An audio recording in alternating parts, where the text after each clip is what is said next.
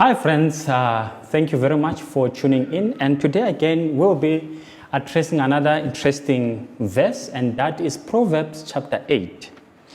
Proverbs chapter 8 was brought to my attention by a friend of mine when we were talking, and he argued that I'm trying to go to it. I will look at you, but let me go to Proverbs. It's under Ketuvim. Proverbs chapter 8. So a friend of mine was arguing that Proverbs chapter 8 refers to Jesus, right? He says, look, man, the Tanakh has been speaking about Jesus since the beginning. And very interesting. So there is a method that I call helicopter landing method of reading the Bible. I want us to start with the helicopter landing method before we can apply the correct way of reading the Bible. And the helicopter is this way. We are going to go to Proverbs chapter 8, verse 30. Actually, he said 22 to 31. So let's do that. We are applying helicopter. We are landing on this verse without really caring about the verses that came before and after everything. We want this verse because they prove what we want them to prove. Okay, cool. Chapter 8, verse 22 says, "The Lord created me in the beginning of his course as the first of his works of old. In the distant past I was furnished at the beginning, at the origin of earth. There was still no deep when I was brought forth, nor springs rich in water. Before the foundations of the mountains were sunk, before the hills was born, he had not yet made the earth and fields, or the world's first clumps of clay. I was there when he set the heavens into place, when he fixed the horizon upon the deep, when he made the heavens above firm, and the fountains of the deep gushed forth. When he assigned the sea its limits, so that its waters never transgress his command. When he fixed the foundations of the earth, I was with him as a confidant, a source of delight every day, rejoicing before him at all times, rejoicing in his inhabited world, finding delight with mankind." Very interesting verses. You look at them, you can see that it refers to someone that pre-existed the creation of the world. And the way Christians understand Jesus, already it poses a serious problem. And problem number one is, whatever that is being spoken of here was created. And the understanding of Christians is Jesus was not created. John chapter 1, in the beginning there was a word, and the word was with God, and the word was God. So God was not created, and if Jesus is God, he's not created. Already these verses are posing a serious challenge for Christians, because whatever that is here, that is presented, shows someone that has been created. Now, let's go now and even make things difficult by now removing the helicopter method of looking at the Bible and looking at it from verse 1. Now, verse 1 says, "It is wisdom calling, understanding raising her voice. She takes her stand at the topmost heights, by the wayside at the crossroad, near the gates at the city entrance, at the entryways she shouts, 'O men, I call to you, my cry is to all mankind. O simply ones, learn shrewdness.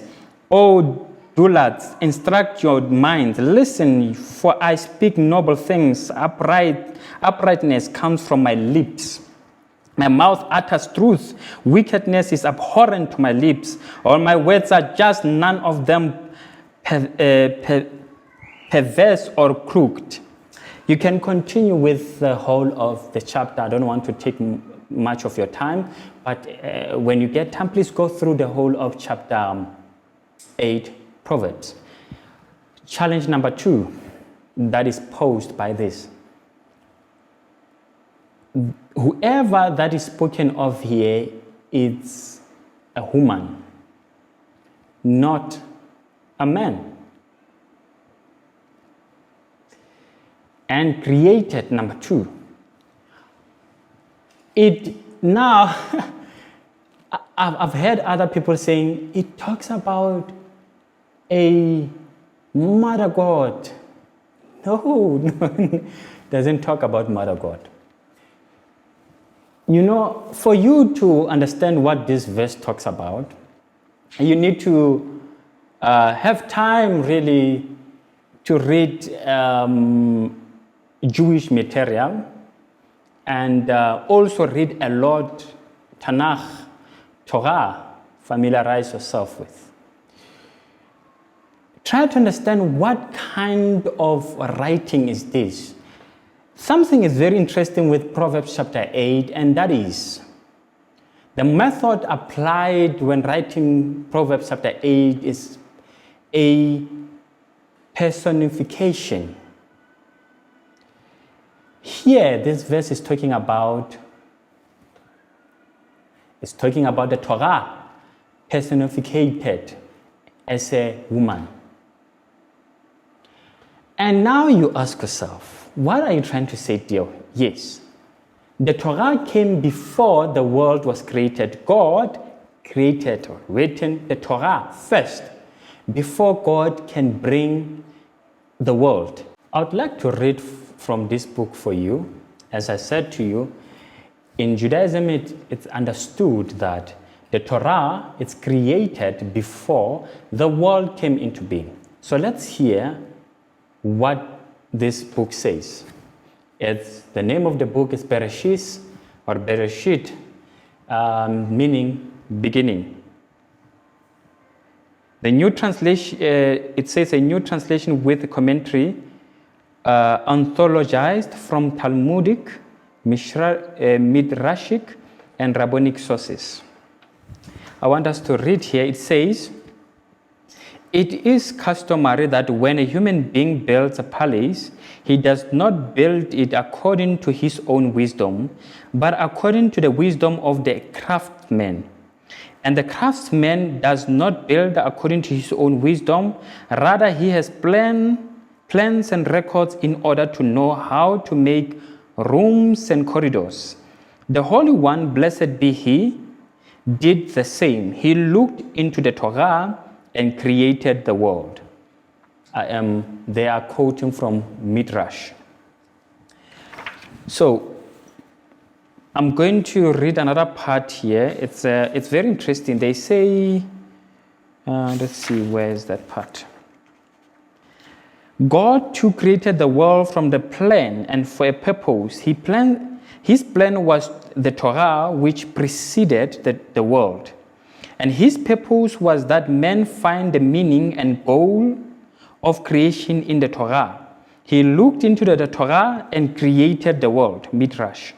Torah was a blueprint of creation. It is commonly thought that following the failure of human race and emergence of Abraham as his descendants as people worthy of bearing the privilege of becoming God's chosen people, God decided upon commandments which he transmitted to the Jews through Moses. Nothing could be more wrong. The Torah and its commandments were not designed in response to the demands and needs of earthly life. The Torah pre-existed earth, and the universe as we know it was designed to conform to the requirements of the Torah. Did you hear that?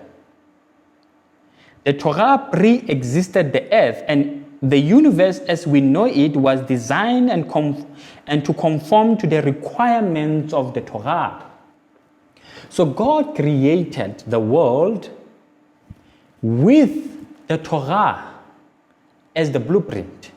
And therefore, he has his mitzvot that are found in the Torah. And when he created the world, he made sure that it should be possible for mankind to be able to do the mitzvot in the world. And therefore, the world has to be created in that manner. So, I believe now, I hope you have a better understanding of Proverbs chapter 8 today now. It does not refer to Jesus. It's a personification of the Torah in that book of Proverbs. The Torah pre-existed the world. God used the Torah as the blueprint when he was creating the world. And therefore, all what we hear in that chapter is like the Torah saying those words. So, please take your time, have more research on these things, and make your own decision. I thank you.